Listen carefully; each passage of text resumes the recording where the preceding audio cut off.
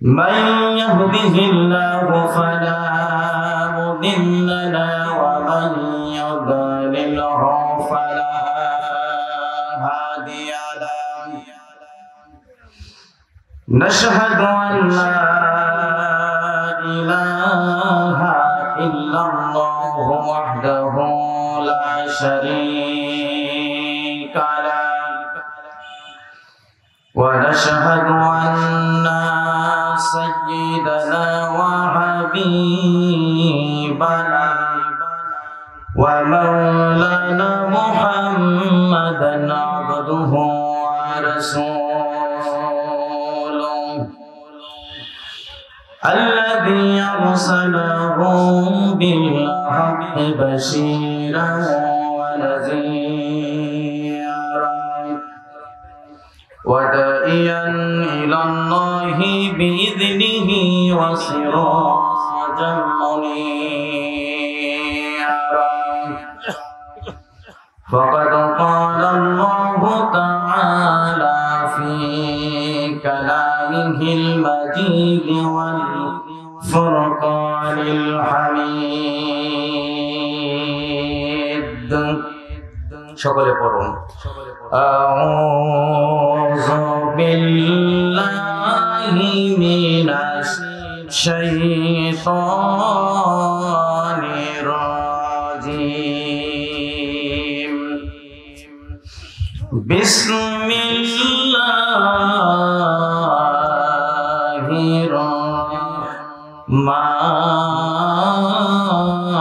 الرحمن الرحيم إن الله وملائكته يصلون على النبي يا أيها الذين آمنوا صلوا عليه وسلموا تسليما اللهم صل على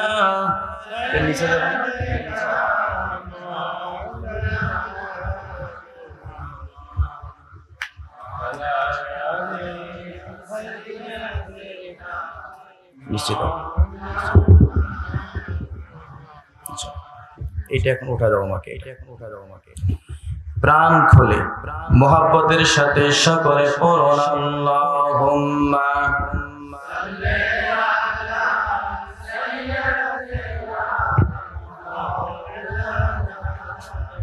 ঠিক আছে ওয়া আলা আলিহি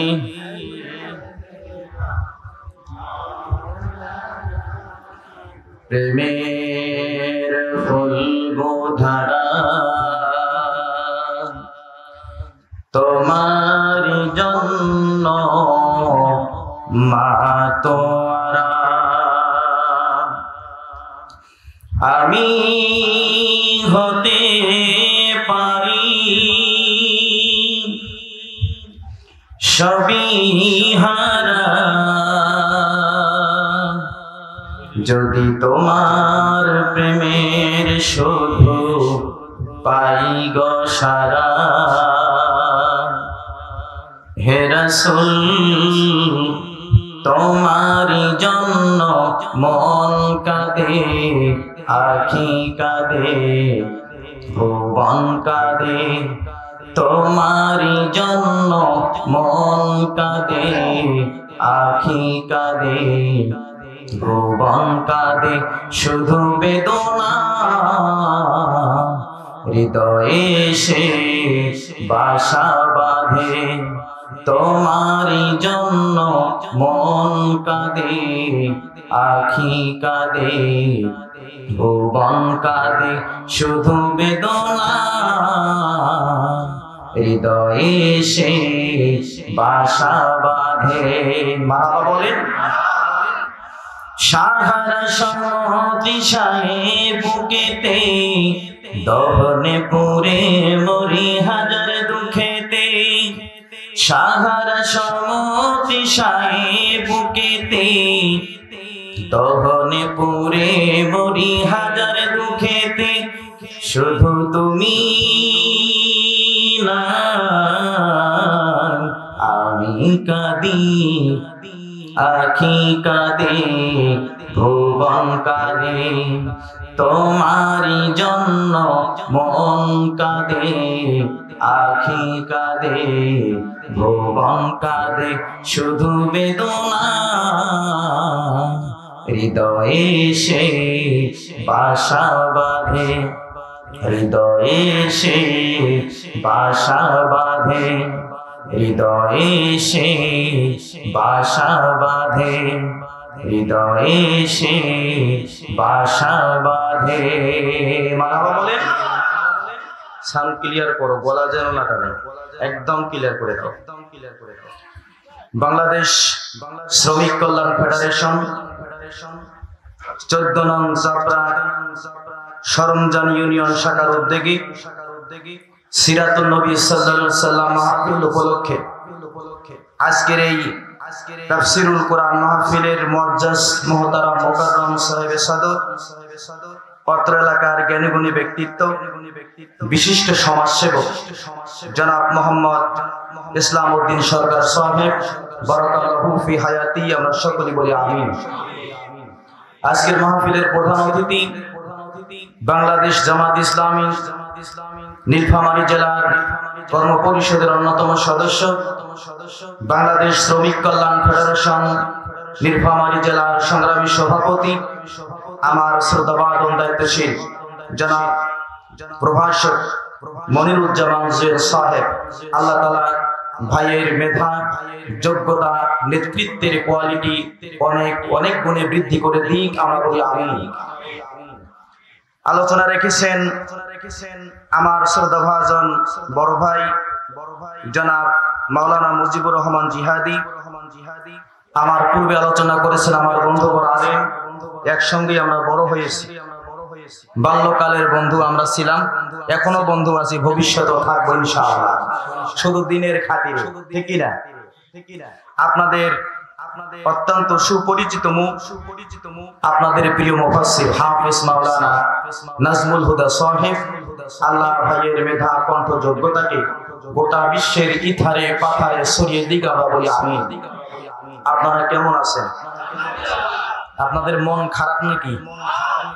মন খারাপ, ভয় লাগতেছে নাকি আপনাদের?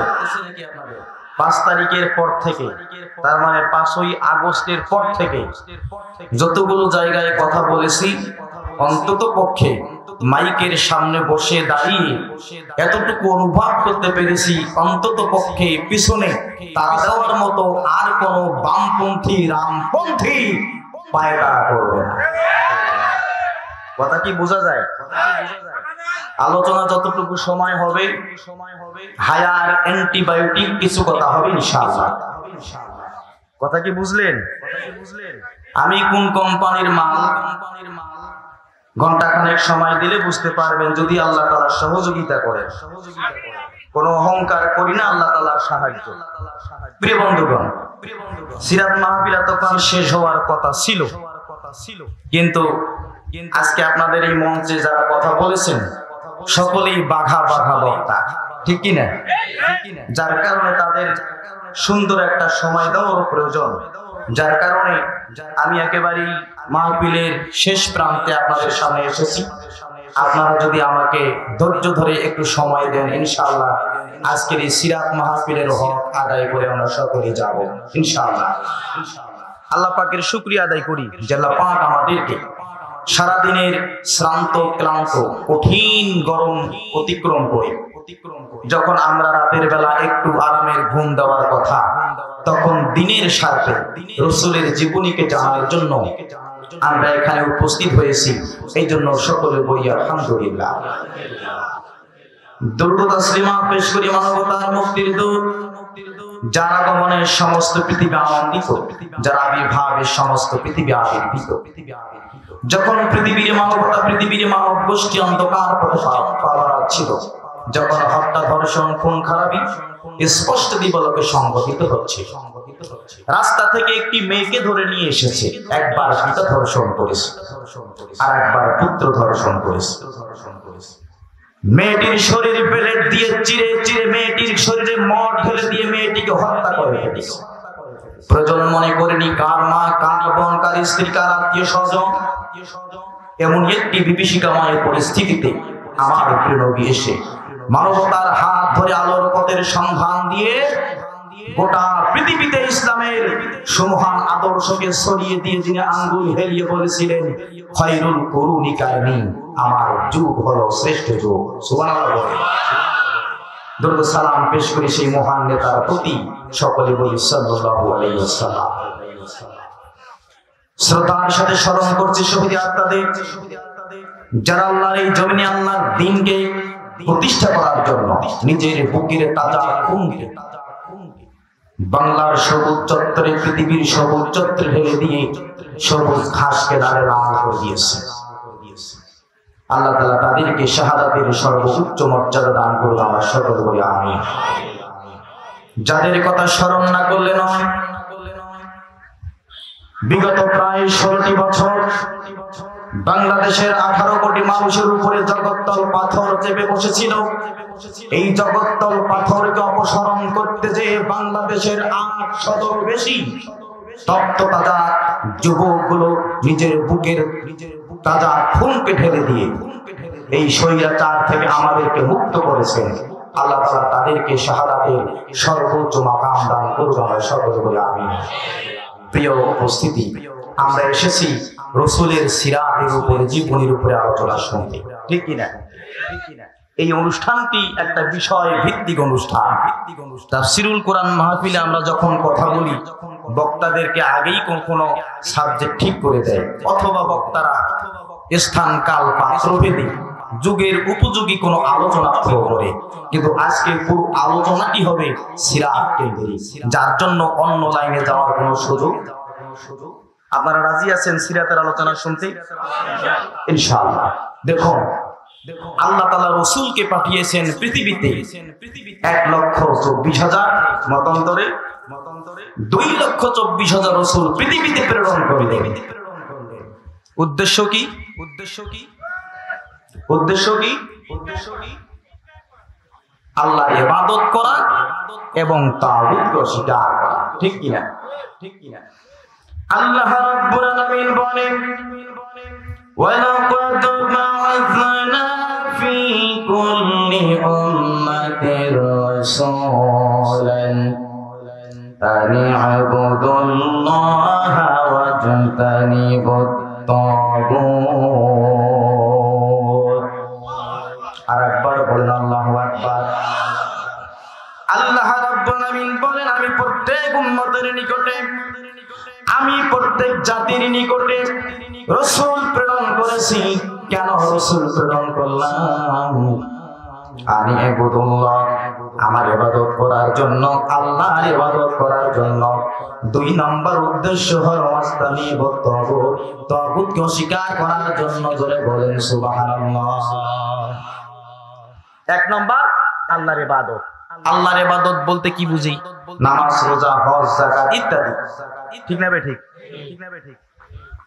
যতগুলো আনুষ্ঠানিক ইবাদত রয়েছে, নামাজ হচ্ছে আনুষ্ঠানিক ইবাদত, রোজা হলো আনুষ্ঠানিক ইবাদত, হজ হচ্ছে আনুষ্ঠানিক ইবাদত, যাদের সম্পদ রয়েছে যাকাত হচ্ছে ইবাদত, ঠিক কি না?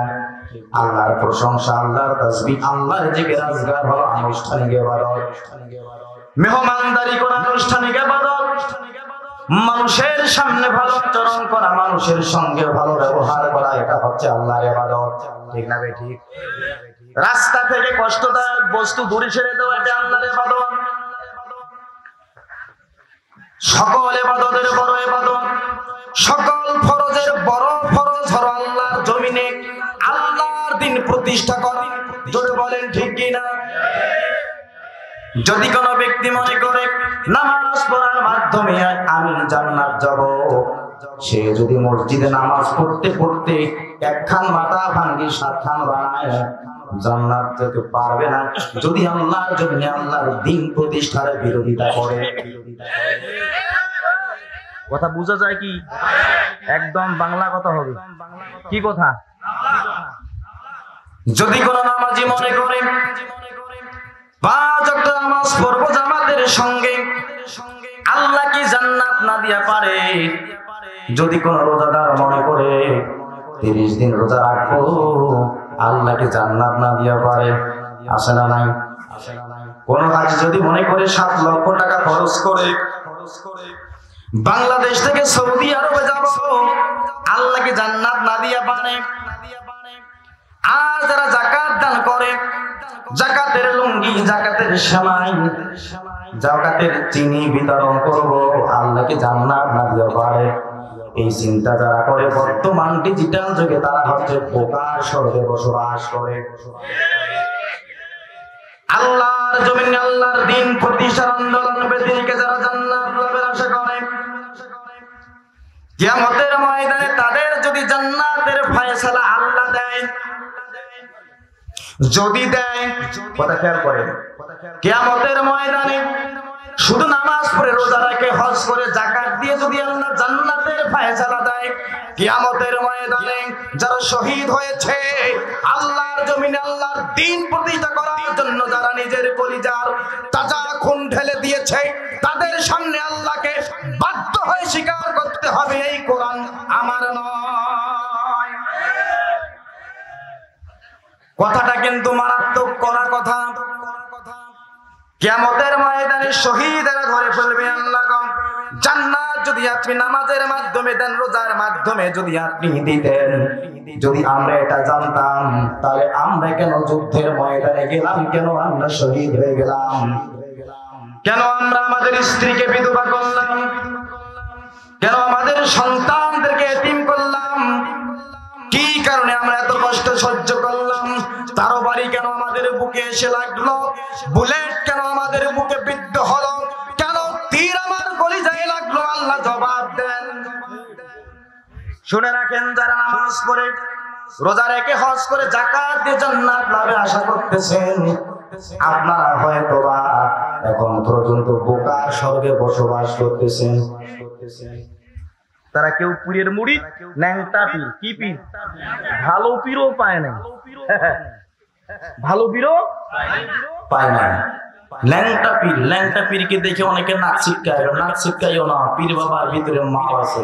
কি আছে? আর সে বলে মাল আছে না কি আছে তা তো দেখাই যাচ্ছে। শোডাউন আর গোডাউনের ভিতরে কোনো পার্থক্য? আল্লাহ রাব্বুল আলামিন রাসূলকে প্রেরণ করেছেন অস্তানিবুত তাগুত, তাগুতকে অস্বীকার করার জন্য। তাগুত কি জিনিস?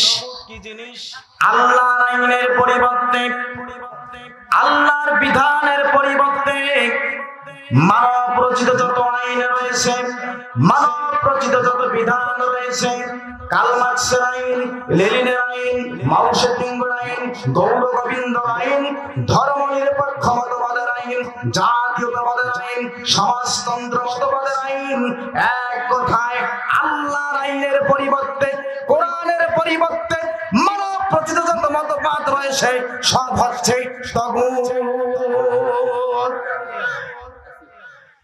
কার্ল মার্ক্সের আইন হলো তাগুত, লেনিনের আইন হলো তাগুত, মাও সেতুংয়ের আইন হলো তাগুত, গৌর গোবিন্দর আইন হলো তাগুত, ধর্মনিরপেক্ষ মতবাদের আইন হলো তাগুত, জাতীয়তাবাদের আইন হলো তাগুত, সমাজতন্ত্র মতবাদের আইন হলো তাগুত।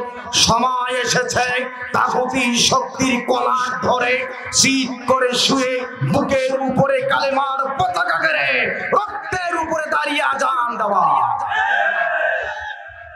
এই সময় এখন আমাদের সামনে উপস্থিত, ঠিক কি রে? এই সময় আপনাদেরকে কাজে লাগাতে হবে, ঠিক না বেটি? প্রিয় বন্ধুগণ, আমার সামনের দিকে অগ্রসর হয়। রাসূলকে আল্লাহ পৃথিবীতে প্রেরণ করলেন তাগুতি শক্তির কবর রচনা করার জন্য। ঠিক না ঠিক? কথা কি আমার বুঝেন ভাই? আলোচনা সাজায় নিতে একটু সময়ের প্রয়োজন আছে। তাগুতটা হচ্ছে আল্লাহর আইনের পরিবর্তে যত আইন রয়েছে, কত আইন, যত আইন, আল্লাহর আইনের পরিবর্তে আইন বাংলাদেশে আছে না নাই? জোরে বল, আছে। একদল আসে নিজের মতো আইন বানায়, ঠিক কিনা? আর একদল আসে সে আবার নিজের মতো আইন বানায়। আর আপনার আমার মতো নিরপরাধ মানুষদেরকে পুলিশ লাগাই দিয়ে বছরের পর বছর শুধু পিটাইতেই থাকে, ঠিক কিনা? বছরের পর শুধু পিটাইতেই থাকে, পিটাইতেই থাকে, আর আমরা দৌড়তেই থাকে, দৌড়াইতেই থাকে। যত আইন রয়েছে আল্লাহর আইনের পরিবর্তে সব আইন রাসূলকে প্রেরণ করলেন এই তাগুতকে অস্বীকার করার জন্য। কথা ক্লিয়ার? আল্লাহ রাব্বুল আমিন বিশ্বনবীকে পৃথিবীর জমিনে প্রেরণ করলেন। বিশ্বনবীর মর্যাদা, বিশ্বনবীর সম্মান কত একটু দেখুন। বিশ্বনবীর মর্যাদার খাতিরে, বিশ্বনবীর সম্মানের খাতিরে আল্লাহ তাআলা নিজেই বিশ্বনবীকে সালাম প্রেরণ করেন, বিশ্বনবীর সাথে দরুদ প্রেরণ করেন। জোরে বলেন সুবহানাল্লাহ। আল্লাহ রাব্বুল আমিন বলেন, ইন্নাল্লাহা ওয়া মালাইকাতাহু ইউসাল্লুনা আলান নাবিয়্যি ইয়া আইয়ুহাল্লাযীনা আমানু সাল্লু আলাইহি ওয়া সাল্লিমু তাসলিমা।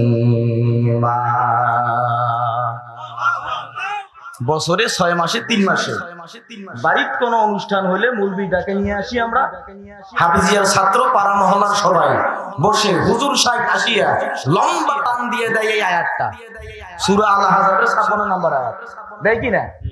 একবার তাসলিমা বলে আল্লাহুম্মা সাল্লি দেখছে তো অভ্যাস আছে, তাহলে লম্বা টান দিয়ে দেয়, মিলে দেখান পড়ে হুজুর কসকস 500 টাকা নোট দেয়, ব্যাংক থেকে তুলিয়ে দেয়। পুরো নোট খান দেয় না, এগুলো নতুন কসকস নোট খান দেয়, ঠিক না বে ঠিক? আরে ভাই কথা কোন তো জোরে।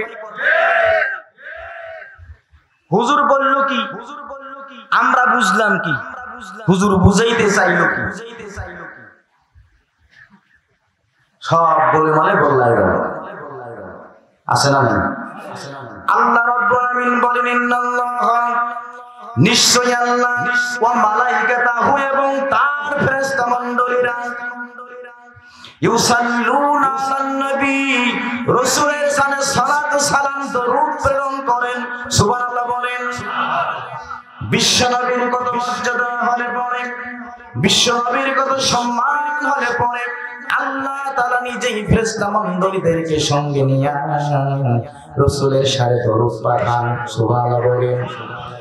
এই জায়গায় আল্লাহ তাআলা থামিয়ে গেলেন না, तमाम পৃথিবীর মানুষদেরকে জানিয়ে দিলেন, तमाम পৃথিবীর মুমিনদেরকে, ইমানদার বান্দাদেরকে জানিয়ে দিলেন, ইয়া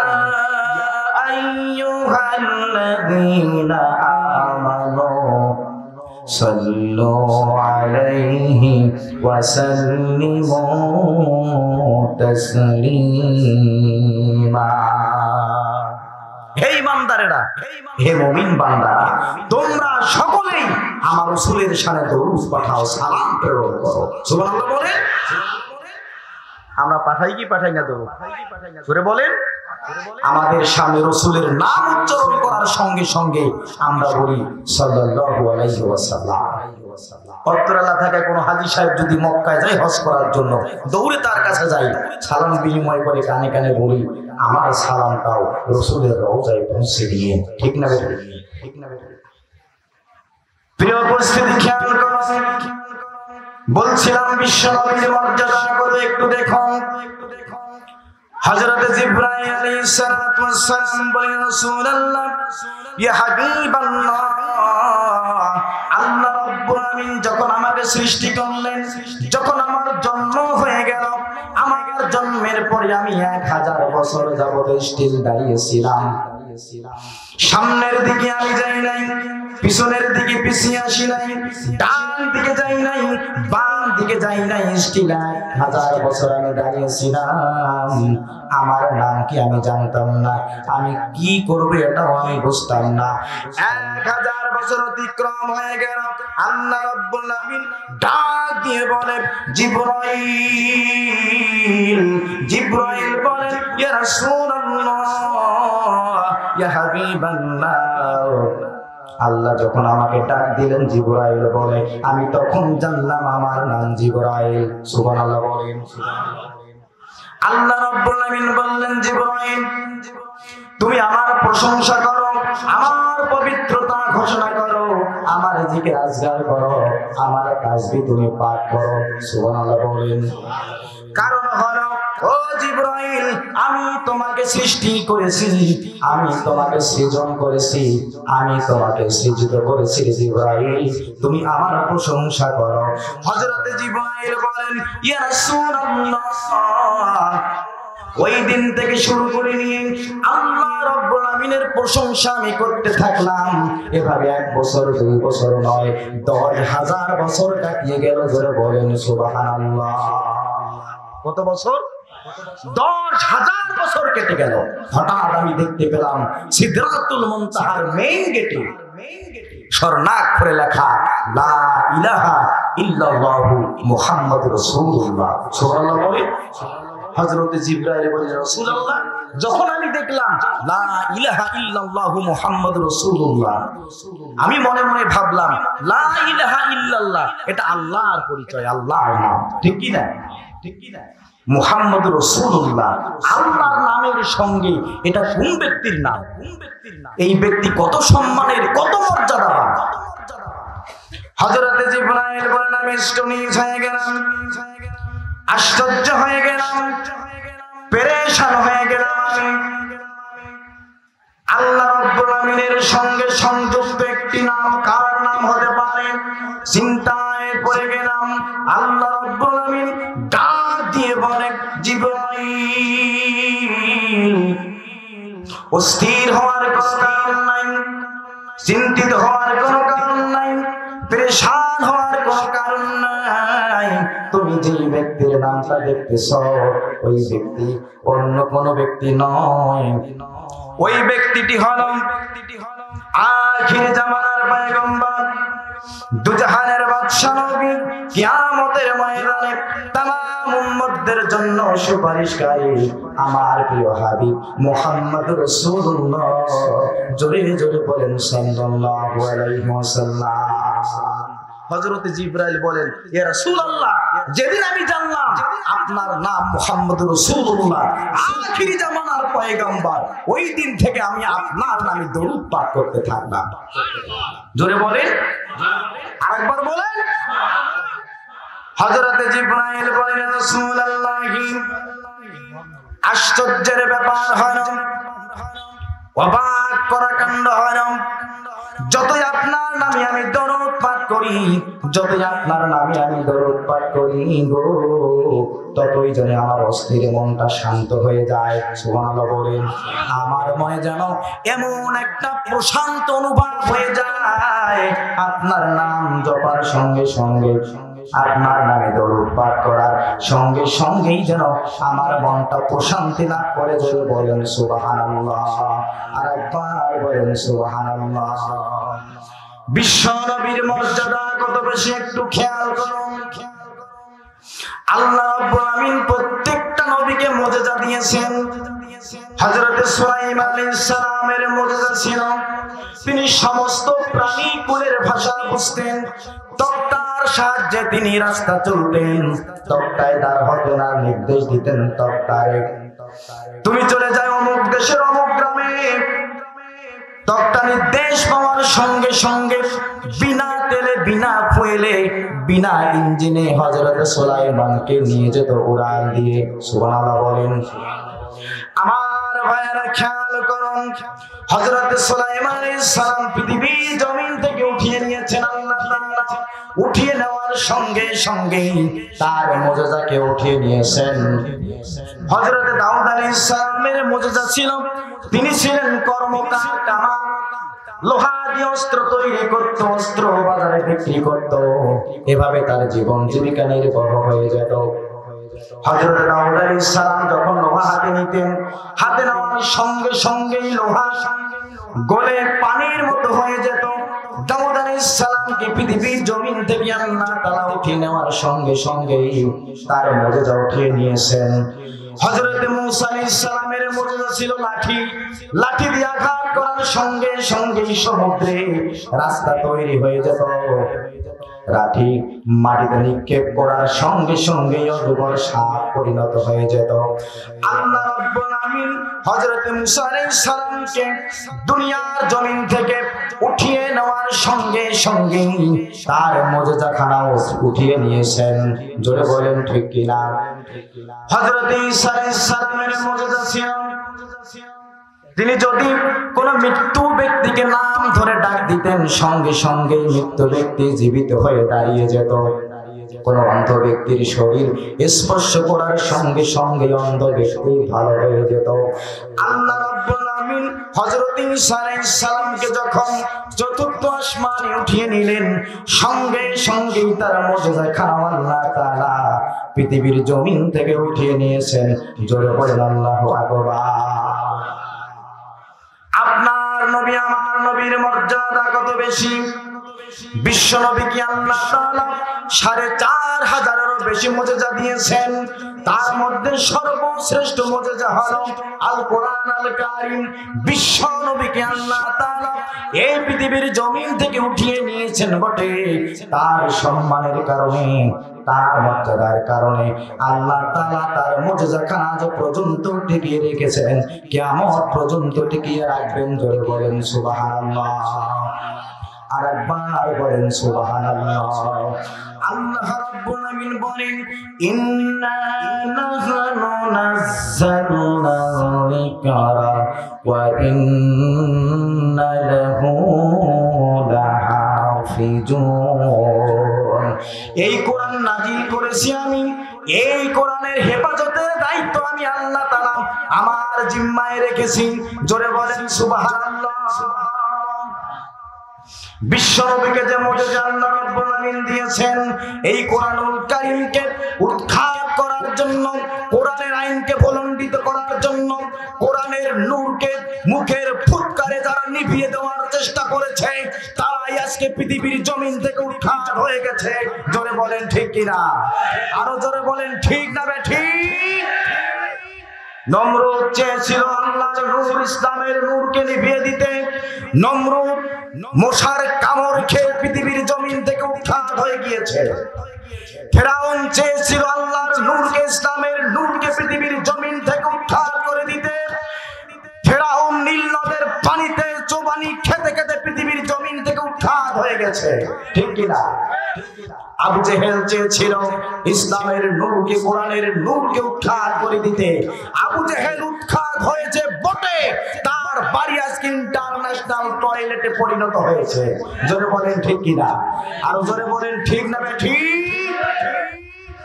বাংলাদেশে নমরুদের প্রেতাত্মা, ফেরাউনের প্রেতাত্মা, আবু জাহালের প্রেতাত্মা, কারুনের প্রেতাত্মা চেয়েছিল ইসলামের নূরকে বাংলাদেশের জমিন থেকে নিভিয়ে দিতে। এই জন্য তারা আগস্টের ১ তারিখে বাংলাদেশ জামাত ইসলামীকে নির্বাহী আদেশের মাধ্যমে ব্যান যখন করে দিয়েছিল, ছাত্র নামক আবাবিল পাখিগুলো এই স্বৈরাচার সরকারকে পতনের ডঙ্কা বাজিয়ে বাংলাদেশের জমিন থেকে উৎখাত করে দিয়েছে। প্রিয় বন্ধুগণ, বিরক্ত হচ্ছেন নাকি আপনারা? রাগ হচ্ছেন? বেশি সময় না, 10টা মিনিট আলোচনা করি।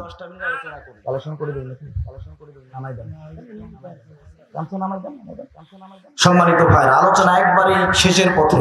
এই মাহফিলটা করতে যে অর্থের প্রয়োজন হয়েছে কিনা মেহরবানি করে আপনাদের সামনে গামছা যাবে, গামছায় আপনারা আপনাদের পকেট থেকে যা পারেন। কেউ আমার শোকে চোখ ভাসিয়ে কাঁদবে না তো কেউ, আমার দুঃখে দুঃখী হওয়ার রইল না তো কেউ, আমার শোকে চোখ ভাসিয়ে কাঁদবে না তো কেউ। আমি হারিয়ে ফেলেছি আমার মা জননী,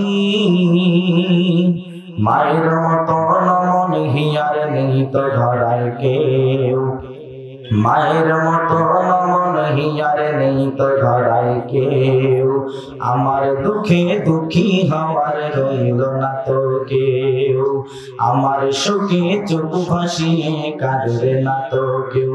আমি হারিয়ে ফেলেছি আমার মা জননী, মায়ের মতো নমন হিয়ার নেই তো ধরায় কেউ, মায়ের মতো নমন হিয়ার নেই তো ধরায় কেউ। আজ মনে পড়ছে ক্ষণে মায়ের হাসি, সেই হাসিতে ভুলতো ভুবন দুঃখ রাশি রাশি। আজ মনে পড়ছে ক্ষণে মায়ের হাসি, সেই হাসিতে ভুলতো ভুবন দুঃখ রাশি রাশি।